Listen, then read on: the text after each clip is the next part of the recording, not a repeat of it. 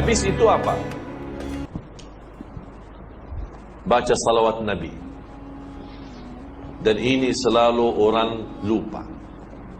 Lepas la ilaha illallah, orang banyak terus Allahumma rabb hadhihi da'wati tamma wa salatil. Lupa salawat Nabi. Allahumma salli ala Muhammad wa ala ali Muhammad. Allahumma rabb hadhihi da'wati tamma wa salat. Boleh.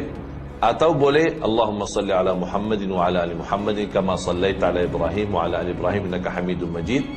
Terus Allahumma rabb hadhihi da'wat tam.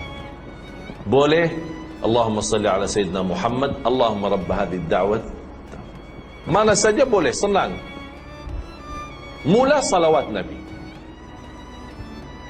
Lepas itu Allahumma rabb hadhihi da'wati tamma was salatil qa'imah ati Sayyidina Muhammad wasilatahu wal fadilah wa syaraf al 'ala rafi'a wa ba'athu maqam mahmud alladhi wa'adta innaka la tukhliful mi'ad. Sebelum innaka la tukhliful mi'ad, hadis sahih Bukhari. Innaka la tukhliful mi'ad di luar Bukhari, tapi dihasankan dan disahihkan sebagian ulama besar. Jadi boleh sambil innaka la tukhliful mi'ad. Barang siapa yang ikut muazzin sambil selesai dan bersalawat kepadaku dan membaca doa azan Allahumma rabb hadhihi da'wati tammah sambil selesai, hullat lahu syafa'ati yaumal qiyamah. Terjamin dapat syafaatku. Allahu Akbar. 5 kali waktu, subhanallah. Tak ada masa habis. Hanya berapa minit? Kita ikut muazzin sambil selesai berapa minit? 4 minit? 5 minit? Baca doa ini dah sampai 1 minit. Dapat syafaat. Dihalalkan syafaat Rasulullah SAW. Allahu Akbar. Oleh kerana itu jemaah sekalian, apapun sibuk di kantor, di kerja, kaum wanita sibuk di rumah, masak makan, begitu dengar azan, lepaskan semua. 4 minit, 3 minit kita dengar, kita ikut, kita baca doa, kita tutup doa, alhamdulillah. Lepas itu, apapun yang kita doa, minta hajat, dikabulkan oleh Allah hajatnya. Antara azan, iqamah, doa makbul. Rasulullah SAW bersabda, da'watun baina kulli adhanin wa iqamah. Di riwayat, baina adhanaini, kulli adhanain. Maksud adhanain, adhan dan iqamah. Da'watun la turad. Ada doa antara azan iqamah tidak akan ditolak oleh Allah. Tidak boleh ditolak. Mustajab. Dan semua kita punya hajat. Walaupun 1 kali kita, 1 minit kita doa, angkat tangan, lepas innaka la tukhliful mi'ad, silakan sebutkan apa hajat.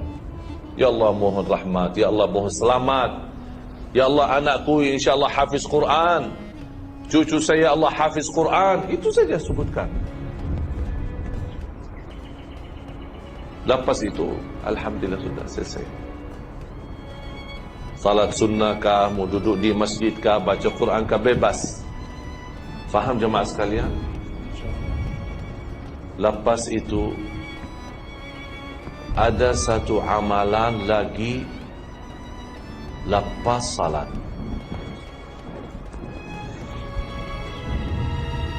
Kita biasa zikir kan? Tapi sayang sekali banyak orang tambah perhatian zikir. Saya mohon ada 2 amalan dijaga lepas salat. Zikir lepas salat sama ayat Al-Kursi lepas salat. Ini mohon jangan ditinggal. Subhanallah 33, Alhamdulillah 33, Allahu Akbar 33, jumlah 99. 1 kali la ilaha illallah wahdahu la syarikalah lahul mulku wa lahul hamd wa huwa ala kulli syai'in qadir. ghufirat dhunubuhu wa in kanat mithla zabadil bahar. Kata Rasulullah, walaupun dosa kita macam banyak buah laut, Allah akan ampuni. Oleh sebab itu, kalau lepas salat, baca itu dengan tenang. Berapa minit? Saya hitung tidak sampai 3 minit. Selesai. Tapi ada orang, mungkin semua dalam beberapa titik. Subhanallah. Mula-mula subhanallah. Alhamdulillah. Allah. Apa tu? Astaghfirullahalazim. Apa susah kita? Subhanallah, subhanallah, subhanallah. Saya tidak minta lama, tapi minta yang tenang. Jangan macam jadi hanya dengar itu saja itu. Apa itu susul? Subhanallah. Singkat daripada subhanallah. Dia ada sibuk dia. Jadi tidak mau subhanallah.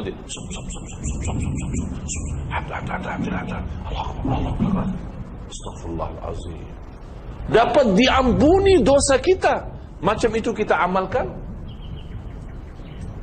Subhanallah, subhanallah, subhanallah, subhanallah, subhanallah, subhanallah, subhanallah. 33 selesai. Dah sampai 1 minit sudah selesai. Tenang, nikmat. Alhamdulillah, alhamdulillah, alhamdulillah, alhamdulillah, alhamdulillah. Jelas. Bukan dibaca hati. Terus Allah bagi mulut, bagi lidah buat apa? Inilah manfaat zikir. Ketika kita baca zikir, subhan, ini semua ikut saksi. Sebab ini kulit kita, kulit mulutnya, lidah, semua akan jadi saksi di hadapan Allah. Bukan hanya hati. Apa kita jawab? Sudah zikir, sudah. Mana ada saksi? Kita mesti banyak saksi. Bukan hanya saksi bibirnya, bukan kulitnya, saksi lidah, tangan pun ikut saksi. Kita gerakkan tangan. Ada baki tasbih boleh, ada baki tangan boleh. Memang tasbih baki tangan. Tasbih baki apa? Ada orang berkata tasbih bid'ah, tak boleh. Kerana Rasul selalu tasbih lepas salat baki tangan. Terus tasbih baki apa? Baki kaki. Baki tangan. Mau baki tangan langsung, mau baki tasbih sama juga. Artinya baki tangan. Apa beza? Tak ada beza. Cuma orang yang tidak faham dia cakap macam itu. Jadi mau tasbih boleh, mau tangan langsung boleh, kerana sama-sama pakai tangan. Tapi baca dengan tenang. Yang kedua adalah baca ayat Al-Kursi. Mohon ayat Al-Kursi lepas salat itu sangat luar biasa bermakna. Sangat luar biasa guna. Sebab siapapun yang baca ayat Al-Kursi lepas salat, laisa bainahu wa baina dukhulil jannati illa an yamut. Allahu Akbar. Sebab dia jamin masuk surga. Barang siapa yang baca ayat Al-Kursi setiap lepas salat, jamin masuk surga menunggu dia mati.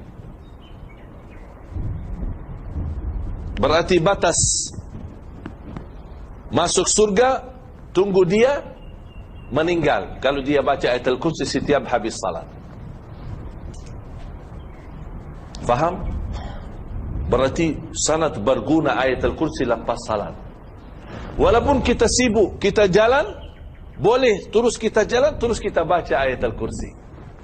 Sebab ayat Al-Kursi lepas salat, Rasul sudah bersabda, man qara ayat Al-Kursi dubura kulli salatin laisa bainahu wa baina dukhulil jannati illa an yamut. Batas dia masuk surga hanya tunggu dia meninggal. Tak ada halang dia masuk surga selain kematian. Tunggu mati, tunggu meninggal. Subhanallah. Apalagi kalau dibaca ketika mau tidur, sama pahalanya. Oleh kerana itu selalu biasakan anak-anak kita, walaupun dia masih kecil, tak boleh, tak pandai baca, dipimpin oleh orang tua. Dibacain ayat Al-Kursi. Karena ini sangat manfaat. Yang terakhir, ada satu amalan yang selalu terkait dengan salat, adalah memberikan infak, bersedekah. Saya mohon jamaah, saya ingin anda semua amalkan ini.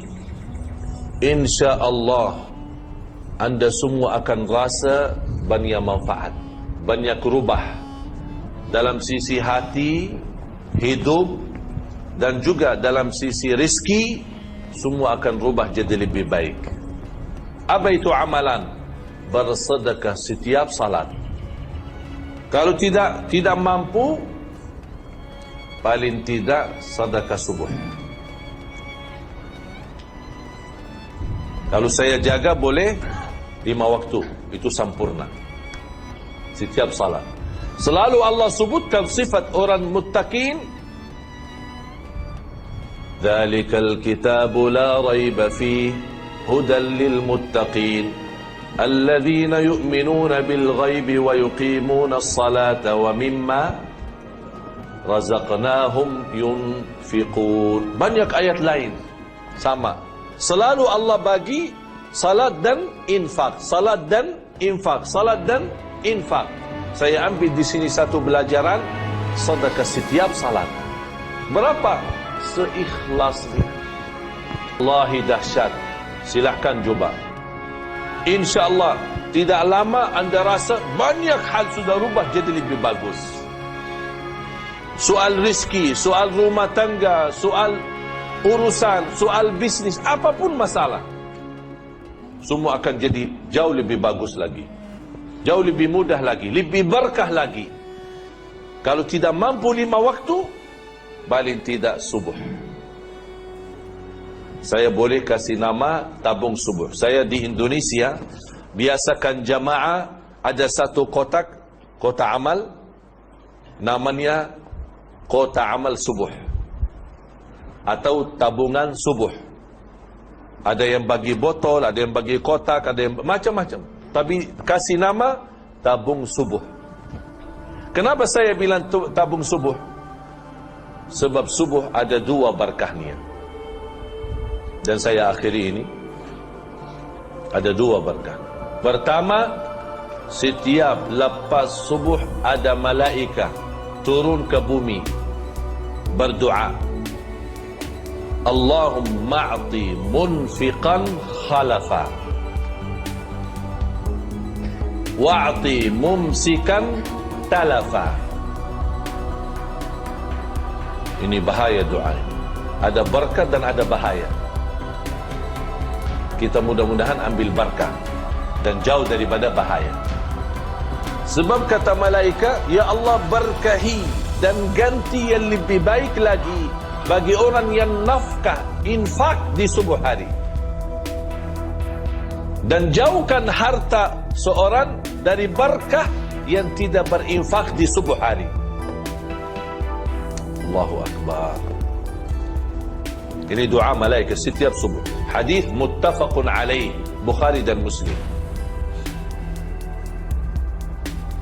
Jadi setiap subuh ada malaikat khusus. Ada apa dia tugas? Ada 2 malaikat. Satu malaikat doa, Allahumma a'ti munfiqan khalafa. Malaikat kedua doa, Allahumma a'ti mumsikan talafa. Ya Allah, orang yang infak di subuh hari berkahi dan ganti lebih baik.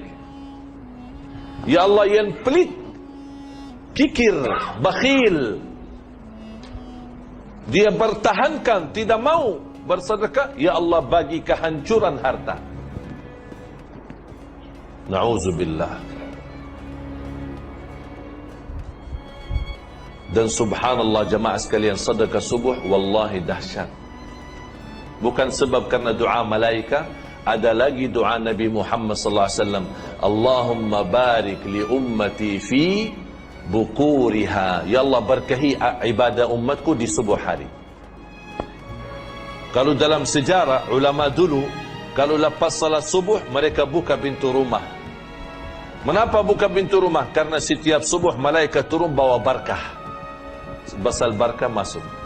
Tapi ada orang cakap kemarin, saya takut buka rumah nanti orang maling ambil. Mencuri, curi.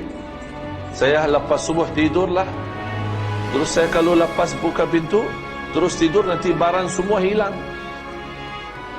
Alhamdulillah boleh buka jendela, window. Tidak mesti pintu. Kan ada sekarang pintu-pintu kan ada apa? Jendela ya. Window silakan buka. Supaya ada barakah masuk di setiap subuh. Oleh sebab itu sebagian ulama berkata lepas subuh langsung tidur itu tidak diperkenankan. Lepas subuh langsung tidur tidak diperkenankan. Kenapa? Sebab lepas subuh Allah hantarkan banyak barakah melalui malaikat. Kalau kita tidur mana dapat barakahnya. Jadi boleh tahanlah dulu. Berapa lama ya? InsyaAllah tidak lama lah. Asal kita dapat barakah. Dan Alhamdulillah kita sama-sama mudah-mudahan dapat barakah di pagi hari ini, di subuh hari ini. Salat berjamaah, belajar ilmu dan amalan-amalan insyaAllah yang tuan-tuan puan sudah faham, mohon dijaga.